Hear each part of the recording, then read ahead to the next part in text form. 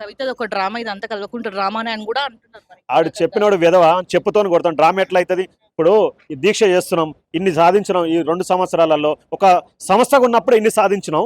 మీరు డ్రామా అనడం చెప్పేసి తప్పు. మీ తెలంగాణ ప్రజల కోసమే పోరాటం చేస్తున్నాం. ఈరోజు బీఆర్ఎస్ పార్టీ కానీ, బీఆర్ఎస్ పార్టీ అంటే భ్రష్టు పట్టిన రాష్ట్ర సమితి అని చెప్పేసి మేము చెప్తున్నాం. మేము రాబోయే రోజుల్లో కవితక్క గారిని ముఖ్యమంత్రి చేసుకుంటున్నాం అని చెప్పి తెలియజేసుకుంటున్నాం.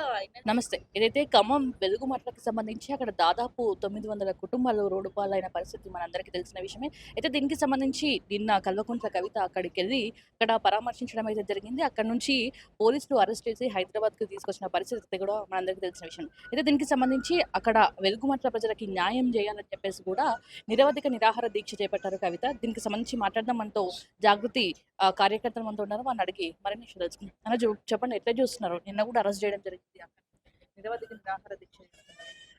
అయితే ఇప్పుడు దాదాపు 2 సంవత్సరాలు కాంగ్రెస్ ప్రభుత్వం వచ్చినప్పటికీ ఇప్పటి వరకు మేము పేద ప్రజల గురించి తెలంగాణ జాగృతి పోరాటం చేస్తూనే ఉంది. పేద ప్రజలకు ఎక్కడ అన్యాయం జరిగినా కూడా తెలంగాణ జాగృతి ముందుంటుంది. అంటే మేము ప్రజాపక్షాన పోరాటం చేస్తున్నాం. ప్రతిపక్షాలన్నీ ఫెయిల్ అయినాయి. బీజేపీ అయినా సరే, బీఆర్ఎస్ అయినా సరే ఫెయిల్ అయినాయి. అదేవిధంగా మేము ఏం కోరుకుంటున్నామంటే, టేకుమట్ల అనే గ్రామంలో 900 మంది వెలుగుమట్ల గ్రామంలో దాదాపు 900 మంది భూ నిర్వాసితులకు అన్యాయం జరిగింది. ఇది అక్కడ ఉన్నటువంటి ముఖ్యమంత్రులు అందరు కలిపి ఇది ఒక నిర్వాహం చేసిరని మేము నిరాకుశంగా ఖచ్చితంగా చెప్పగలుగుతున్నాం. అదేవిధంగా వాళ్ళని పరామర్శించడానికి, రోడ్డు మీద పడ్డ బాధితులను పరామర్శించడానికి తెలంగాణ జాగృతి అధ్యక్షురాలు కవితక్క గారు అక్కడికి వెళ్ళి వాళ్ళని పరామర్శించడానికి, వాళ్ళకు బాధితులకు న్యాయం చేయడానికి అక్కడికి వెళ్ళారు.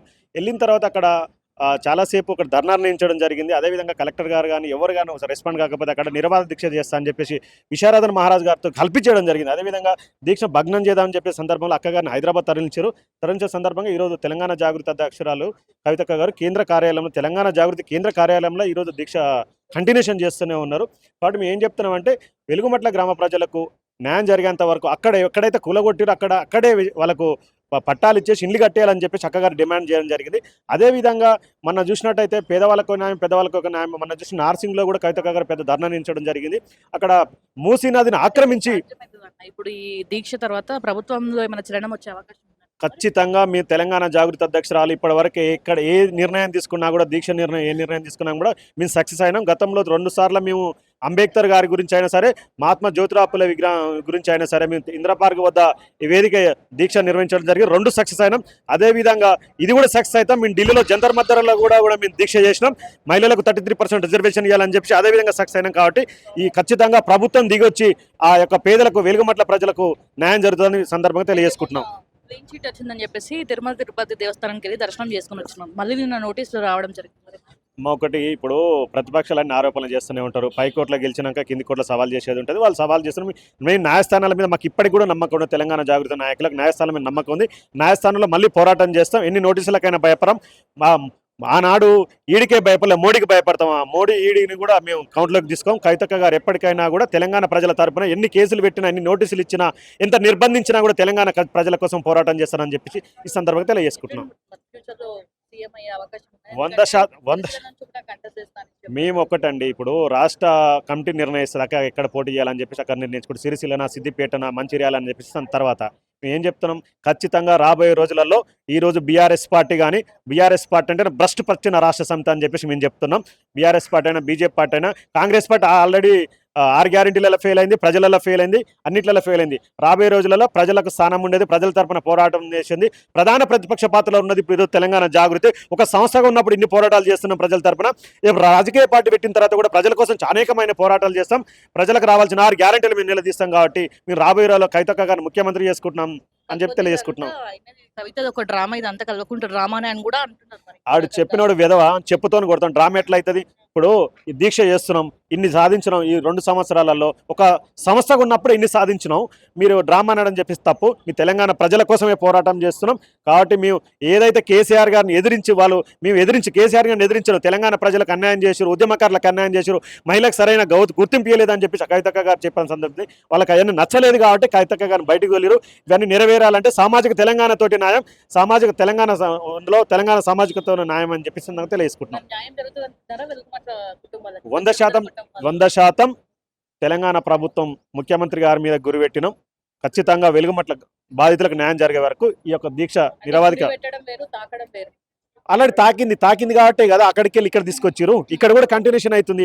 100% సాధిస్తామని చెప్పి వెలుగంట్ల ప్రజలు కూడా మాకు ఎల్లవేళలో కవితక్క గారిని కోరుకోరు. ఇప్పుడు బీఆర్ఎస్ పార్టీని, ప్రతిపక్షంలో బీఆర్ఎస్ పార్టీని కోరుకోలేదు, బీజేపీని అసలే కోరుకోలేదు. కవితక్క గారితోనే న్యాయం అనుకోరు. కవితక్క గారు వెనకాల నిలబడ్డారు కాబట్టి రేపు నిన్న ఉదయం నుంచి రాత్రి వరకు ఇప్పటి వరకు కూడా వెలుగుమట్ల ప్రజలు కవితక్క గారితోనే ఉంటున్నారు. చెప్పండి, ఎట్లా చూస్తున్నారు? నిరవధిక నిరాహార దీక్ష చేస్తున్నారు. మరి ఈ దీక్ష సక్సెస్ అవుతుంది అనుకుంటున్నారా? ప్రభుత్వంలో ఏమైనా చర్యలు వచ్చే అవకాశం ఉందా? 100% ఈ దీక్ష సక్సెస్ అవుతుంది, అవి తీరాలి. మేమేం మా సొంతం కోసం అడుగుతలేము. ప్రజలకు ఎక్కడైతే పేద ప్రజలకు మీరు అన్యాయం చేసి ఉన్న ఇండ్లు మీరు ఇచ్చింది కొత్తది ఏం లేదు ఇవ్వమంటలేము. ఉన్న ఇండ్లు ఉలగొట్టి ఆడేదో కొత్తగా ఏదో చేస్తామని చెప్తే మరి ఆల్టర్నేటివ్ ఇవ్వాలి కదమ్మా. ఇవ్వకుండా నిర్దాక్షిణంగా దౌర్జన్యం చేసి ప్రకటిస్తామని చెప్పేసి కూడా ఎప్పుడన్నారు చేసిరా? ఏమనలేదు, డైరెక్ట్ ఉలగొట్టేసి బయటకు పంపించి మన ఇంటి నుంచి బయట పడేస్తే బట్టలతో బయట పడేస్తే ఎట్లుంటుంది పరిస్థితి. వాళ్ళు ఘోరాది ఘోరం నిన్న పోయి చూస్తే ఎంత బాధ అనిపిస్తుంది అంటే వాళ్ళకి కనీసం మహిళలు, చిన్నపిల్లలు, ఆడపిల్లలు కనీసం బాత్రూమ్లు కూడా లేవు వాళ్ళకి. అసలు కనీసం ఫుడ్ పెట్టేటోళ్ళు లేడు. అటు దోమలు, మేము ఒక్క నైట్ మేము ఉంటే మాకు నిమిషం ఒక సెకండ్ కూడా నిద్ర లేని పరిస్థితి ఉంది. అంటే పెద్ద పెద్ద దోమలు. అక్కడ మెడికల్ ట్రీట్మెంట్కి సంబంధించి చిన్న పిల్లలు ఉన్నారు, ట్రీట్మెంట్కి సరిగా లేదు, ఫుడ్ సరిగా లేదు, బాత్రూమ్ సరిగా లేదు. వాళ్ళు ఎంత ఘోరంగా బతుకుతారంటే మనం ఒక 50 సంవత్సరాలు వెనుకకు బతికిన ఊర్లలో బతికిన కన్నా ఘోరంగా ఉంది ఆ పరిస్థితి. అది ఈ ప్రభుత్వం, తెలంగాణ ప్రభుత్వం ప్రజల కోసం, పేద ప్రజల కోసం ఎన్నుకున్నారా లేకపోతే ఆయన సొంత లాభం కోసమా? అందుకని ఖచ్చితంగా మేము బరాబర్ వాళ్ళ కోసం పోరాటం చేస్తానికి జాగృతి ఉంది. పేద ప్రజలు ఎక్కడైతే ఉంటారో ఇబ్బందులు పడుతుంది. న్యాయం జరుగుతుంది అనుకుంటున్నారు. 100% న్యాయం జరిగే వారికి మేము పోరాటం మాత్రం ఆగేది లేదు. అక్కడ కూడా మేము పోరాటం మేము దీక్ష ఏం విరమించి రాలేదు. మా దీక్షలు మేము ఉంటే మనం అక్రమంగా అరెస్ట్ చేసి మనం తీసుకపోతే మళ్ళీ మేము దీక్షల కోసం రాత్రంతా ఉంటే మమ్మల్ని పొద్దున్న 500 మంది నుంచి 600 పైసలకు పోలీసులు వచ్చి మేము అక్రమంగా అరెస్ట్ చేసి తీసుకొచ్చి హైదరాబాద్ తీసిపెట్టారు. అయినా కానీ మేము విక్రమార్కులాగా ఇక్కడికి వచ్చి మేము మళ్ళీ దీక్ష కొనసాగిస్తాం మా అధ్యక్షురాలు. కాబట్టి ఏదైనా న్యాయం జరిగారికి కవితక్క గారు మాట ఇచ్చిండ్రు. పేదలకు ఎక్కడైతే ఇండ్లు గుంజుకొని మీరు పంపించారో వాళ్ళ ప్లాట్లు కానీ వాళ్ళ ఇల్లు కానీ ఖచ్చితంగా వాళ్ళకి ఎంబటే ఇండ్లు ఇచ్చేవారికి, మళ్ళీ యాసిస్ కట్టించే వారికి వాళ్ళకి అండగా నిలుస్తా అని చెప్పి వాళ్ళకి మాట వేయడం జరిగింది. ఆ మాట ప్రకారంగా పోరాటం చేస్తాం. ఎన్ని రోజులైనా కానీ ఎంతవరకు అయినా కానీ వెళ్తామని చెప్పి సందర్భంగా తెలియదు. అంటే కవిత ఇదంతా డ్రామా చేస్తుంది, ప్రజలలో సింపతి తేయడానికి ఇవన్నీ చేస్తుంది అనేసి అని అంటున్నారు. ఏ డ్రామా చేస్తే కవితక్క గారు లాభం ఏంది? మాకు లాభం ఏంది చెప్పండి. డ్రామా ఏముంటుంది? మేము నిరాహార దీక్ష చేస్తున్నారు, క్లియర్గా కెమెరాల ముందు కనపడుతుంది కదా. మరి వేరే పార్టీ వాళ్ళు వచ్చి డ్రామాలు చేసారు, వచ్చి 1 గంట 2 గంటలు వచ్చి చూసి చుట్టం చూపులాగా చూసిపోయారు. మేము అట్లా కాదు కదా. ప్రజలకు అక్కడ వచ్చి హామీ ఇచ్చి మేము బరాబర్ మీ అయితే సమస్య ఉందో పరిష్కారం అయ్యేదాకా ఏంది కదలమని చెప్పారు. అదే మాట మీద నిన్నటి నుంచి అక్కడనే ఉన్నాము. అక్రమంగా అరెస్ట్ చేసి పోలీసు వాళ్ళు ప్రభుత్వం భయపడి వీళ్ళకి ఎక్కడ పేరు వస్తుందో అని చెప్పి ఆలోచనతో మమ్మల్ని అక్రమ అరెస్ట్ చేయించింది జాగృతి అధ్యక్షురాలు మమ్మల్ని. కాబట్టి ప్రభుత్వం భయపడి వాళ్ళు అక్రమంగా అరెస్టులు చేస్తారు. ఏదేమైనా ఎన్ని అరెస్టులు వేసుకొని ఎన్ని కేసులైనా పెట్టుకొని ఖచ్చితంగా మేము పోరాటం చేస్తూ ఉంటాం. ఏదైతే సమస్య పరిష్కారం ఏమయ్యేదాకా ప్రజలకు హామీలు ఇచ్చేవారికి పోరాటం అయితే తప్పదు. Thank you. చెప్పండి సార్, ఎట్లా చూస్తున్నారు? ఈ నిరవధిక నిరాహార దీక్ష చేస్తున్నారు, మరి ఈ దీక్ష సక్సెస్ అయ్యే అవకాశం ఉందా? రేవంత్ రెడ్డి చలనం వచ్చే అవకాశం ఉందా? 100% దీక్ష అనేది సక్సెస్ అవుతుందండి. ఇది నిరంకుశ పాలన అండి. ఇది వన్ వే పాలకులు అనేది వన్ వే చేయడం ఇది అమానుషము. ఒక బీద వాళ్ళని భూములని లాక్కొని అర్ధరాత్రి జేసీబీలతోని అణిచివేయడం అనేది అది చాలా పాపం అండి. ఇంత పాపం ఒడిగొట్టుకోవడం కాంగ్రెస్ పాలకులు ఇది మంచి శుభసూచకం అనేది కాదు.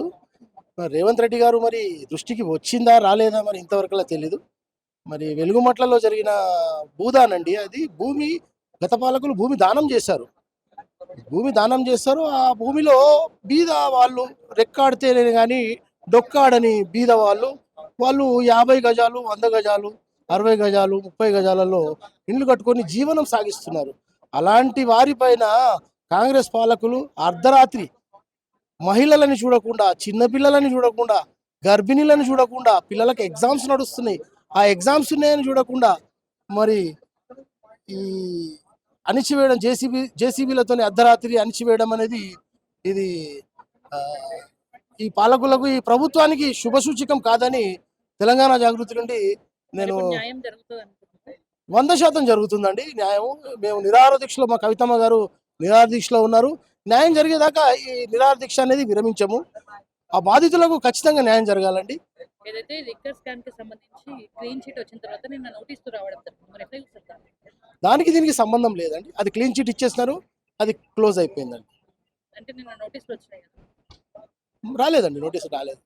అది ఉత్త భ్రమ, అది భ్రమ. అది ఆ రోజే క్లీన్ చిట్ ఇచ్చారు, అయిపోయింది. అది దానికి దీనికి సంబంధం లేదు. ఇది జనం జాగృతి జనం బాటలో ఈ ఖమ్మం జిల్లా వెలుగుమట్లలో బాధితులు ఏదైతే సమస్యలు ఎదుర్కొంటున్నారో గత కొన్ని నెలల నుంచి, కొన్ని సంవత్సరాల నుండి ఎదుర్కొంటున్నారు. ఈ కవితమ్మ గారి దృష్టికి, జాగృతి దృష్టికి తీసుకురావడం జరిగింది. మరి నిన్న మరి కవితమ్మ గారు వెలుగుమట్ల వెళ్ళేసి, ఖమ్మం జిల్లా వెలుగుమట్ల వెళ్ళేసి అక్కడ వాళ్ళతో బాధితులతో మాట్లాడితే అసలు ఉన్న గిన్నెల నుండి వాళ్ళ బట్టలు, వాళ్ళ ఏమున్నాయి అని తీసి రోడ్డు మీద పడేసి అణిచివేయడం అనేది ఇది ప్రభుత్వానికి మంచిది కాదండి. ప్రభుత్వం దీన్ని విమర్శించుకొని, దీన్ని పరిశీలించుకొని పాలకులు అక్కడ వెలుగుమట్లలో వాళ్ళు ఎట్లా చూస్తున్నారు? ఫ్యూచర్ లో సీఎం అయ్యే అవకాశం ఉందంటారా? 3 సంవత్సరాలు 2.5 సంవత్సరాల తర్వాత ఖచ్చితంగా తెలంగాణ జాగృతి నుండి మహిళా సీఎం వస్తుందండి. మరి వీటన్నిటికీ సమాధానాలు అప్పుడు చెప్పబడుతుందండి. ఖచ్చితంగా మా కవితమ్మ గారు ముఖ్యమంత్రి అవుతున్నారండి. చెప్పండి అన్న, ఎట్లా చూస్తున్నారు నెరవేర్చాలి? ఇది పెత్తందారులు, పెద్ద డబ్బున్నోళ్ళు ఒక పేదవాని మీద కొరడా జుల్పిస్తున్నాడు చూస్తున్నాం. ఎందుకంటే ఈరోజు పేదవాళ్ళు కాబట్టే వాళ్ళ మీద రాత్రి బుల్డోజర్లు పెట్టి వాళ్ళ ఇండ్లు కూలగొట్టి వాళ్ళని రోడ్ల మీద తీసుకొచ్చారు. ఈరోజు పిల్లలకి ఎగ్జామ్ జరుగుతున్నాయి, ముసలోళ్ళు ఉండ్రు, పెద్దవాళ్ళు ఉండ్రు, చిన్నపిల్లలు ఉండ్రు. మరి అట్లాంటివన్నీ ఏది చూడకుండా రాత్రి తీసుకొచ్చి వాళ్ళు ఉంటున్న ఇండ్లను కూలగొట్టి వాళ్ళని ఈరోజు రోడ్ల మీద తెచ్చేసారు. ఇది అన్యాయం, చాలా అన్యాయం. మరి గతంలో మరి కవిత ఎందుకు ప్రశ్నించలేదు దీనిపైన? ఇలాంటి విషయాలు, ఇష్యూస్ పైన ఎందుకు మాట్లాడలేదు, ఇప్పుడు ఎందుకు మాట్లాడుతుంది అంటున్నారు? లేలే, ఖచ్చితంగా గతంలో ఇట్లా మాట్లాడినాము. ఒక విషయాన్ని మీరు గుర్తుపెట్టుకోవాలి. గతంలో ప్రభుత్వం వచ్చిన తర్వాత 42% బీసీ రిజర్వేషన్ అడిగిన ఏకైక వ్యక్తి కవితక్క గారు. ఆమె ఓసీ అయి ఉండి ఇట్లా బీసీలకు రిజర్వేషన్ ఇవ్వాలి, మీరు గవర్నమెంట్ రాకముందు 42% రిజర్వేషన్ ఇస్తా అని చెప్పారు, కాబట్టి ఈ రిజర్వేషన్ ఇవ్వాలని చెప్పేసి ఎన్నో ఉద్యమాలు చేసింది. జిల్లాకు బీసీ రౌండ్ టేబుల్ సమావేశం, ఇట్లాంటి సమస్యల మీద ఎన్నో ఉద్యమాలు చేసినటువంటి చరిత్ర కవితక్క గారికి ఉంది, తెలంగాణ జాగృతికి ఇట్లా ఉంది. కాబట్టి ఖచ్చితంగా ఈ పోరాటాలు కవితక్క కొత్త కాదు, జాగృతి కొత్త కాదు. ఇంతకుముందు గతంలో ఇట్లా హైడ్రా మీద ఇలాంటి నిరాహార దీక్షలు, ధర్నాలు చేయడం జరిగింది. మరి ఈరోజు ఇక్కడ అన్యాయం జరిగింది కాబట్టి, వెలుగుమట్లో అన్యాయం జరిగింది కాబట్టి అక్కడ మరి పోవడం, ఖచ్చితంగా న్యాయం జరిగేంత వరకు ఇట్లా దీక్ష కొనసాగుతుంది, ఖచ్చితంగా కొనసాగుతుంది. మరి ముఖ్యంగా ఇక్కడ ఒక విషయాన్ని గుర్తుపెట్టుకోవాలి మనందరం. ప్రభుత్వ భూములు వేరు, భూదాన భూములు వేరు. భూదాన భూములకు ప్రభుత్వ భూములకు చాలా తేడా ఉంటుంది. ప్రభుత్వ భూములు ప్రభుత్వం ఆధీనంలో ఉంటాయి, ప్రభుత్వము అజమాయిషి ఉంటుంది. కానీ భూదాన భూమికి ఒక ట్రస్ట్ ఉంటుంది, దానికి ఒక చైర్మన్ ఉంటాడు. ఆ ట్రస్ట్ ఏదైనా చర్య తీసుకోవాలనుకుంటే ఆ ట్రస్ట్ తీసుకోవాలి, అంతేగాని గవర్నమెంట్ కాదు. అది వితౌట్ నోటీస్, ఒక్క నోటీస్ గిట్ల ఇవ్వకుండా నిర్దాక్షిణంగా వాళ్ళకి రాత్రి బుల్డోజర్ పెట్టి కూలగొట్టి వాళ్ళందరినీ తీసుకొచ్చి రోడ్ల మీద ఎత్తేయడం అనేది చాలా అన్యాయం. ఇది 62 ఎకరాలు ఉంది, ఇవాళ 30 ఎకరాల గురించే మాట్లాడుతున్నాం. మరి వాటా పోటు ఇంకా 32 ఏకర్స్. మరి ఆ 32 ఏకర్స్ బడాబాబుల చేతులు ఉంది కాబట్టి దాని గురించి ప్రశ్నిస్తలేరు.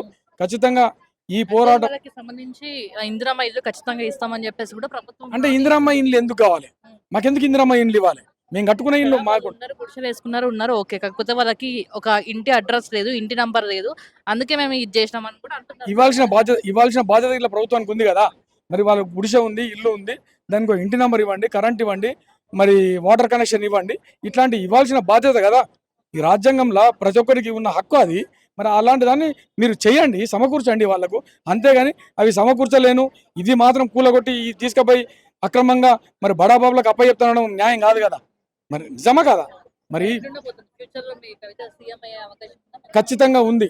ఈ రోజు కాకుండా మరి రాబోయే తరంలో ఖచ్చితంగా కవితక్క ఒక మహాశక్తిగా, ఒక పెద్ద రాజకీయ శక్తిగా తెలంగాణ జాగృతి ఎదగబోతుంది. మరి అతి త్వరలోనే ఈ తెలంగాణ జాగృతి రాజకీయ పార్టీకి ఇట్లా ఎదిగి మరి ప్రజల పక్షాన కొట్లాడుతామని చెప్పేసి ఈ సందర్భంగా తెలియజేసుకుంటాం. మరీ ముఖ్యంగా పేదల పక్షాన ఇవాళ గొంతు విప్పుతున్న ఏకైక నాయకురాలు కవితక్క గారే. నోటీసులు వచ్చిన విషయం తెలుస్తుందండి నాకు. క్లీన్ చీట్ వచ్చిన తర్వాత నేను కవితకి నోటీస్ రావడం జరిగింది. అది కామన్ అండి, అది మామూలే. అది దాని పెద్ద భూతత్వంలో పెట్టి చూడాల్సిన అవసరం లేదు. ఒక కోర్టు కొట్టేసింది, వాళ్ళు రాజకీయ కక్షతోని పైకోర్టుకు పోయే అవకాశం ఉంది కాబట్టి పోతారు. దాని పెద్ద భూతత్వంలో పెట్టి చూడాల్సిన అవసరం లేదు. ఆ రోజు అదే జరిగింది, ఈ రోజు అదే జరిగింది. వాళ్ళు అదే రోజు చెప్పారు కదా మేము అప్పీల్ పోతామని. అప్పీల్ పోని ఏదైనా పోని న్యాయం గెలుస్తుంది, ధర్మం గెలుస్తుంది అని నమ్మకంతో ఉండాలి మేము. అంటే ఇవంతా డ్రామా చేస్తుంది, ప్రజలలో ఒక సింపతి క్రియేట్ చేసుకోవడానికి ఇదంతా చేస్తున్నది. దేని గురించి సింపతి కావాలి మాకు? సింపతి మాకు ఏం ఇక్కడ మీ చేతిలో, రాజకీయ నాయకుల చేతిలో, ఏదో ప్రభుత్వం చేతిలో లేదు కదా సింపతి ఎందుకు? సింపతి దేనికి? మేము ఖచ్చితంగా న్యాయంగా ఉన్నాం, న్యాయం గెలుస్తుంది, ధర్మం గెలుస్తుంది అన్న నమ్మకంతో ఉన్నాం. మేము గెలుస్తాం. ఖచ్చితంగా ప్రజలు మా పక్షాన ఉంటారు. ప్రజా సమస్యల మీద మా పోరాటం ఆగదు. ఈ రోజు ఈ రాష్ట్రంలో ప్రతిపక్షం లేదు, ఓన్లీ ప్రజాపక్షం. ప్రజా సమస్యలు అంటే ఇప్పుడు గుర్తొచ్చినాయా? ప్రజా సమస్యలు బీఆర్ఎస్ లో ఉన్నప్పుడు ఎందుకు గుర్తుకు రాలేదు? బీఆర్ఎస్ లో ఉన్నప్పుడు గొంతు నొక్కిరు కాబట్టే కదా బయటకు వచ్చింది. గొంతు విప్పితే బయటకు పంపించారు కాబట్టి ఈ రోజు గొంతెత్తి తెలంగాణ ప్రజల గొంతుకై మాట్లాడుతుంది, పేద ప్రజల గొంతుకై మాట్లాడుతుంది, బీసీ ప్రజల గొంతుకై మాట్లాడుతుంది కవితక్క ఈరోజు. Thank you.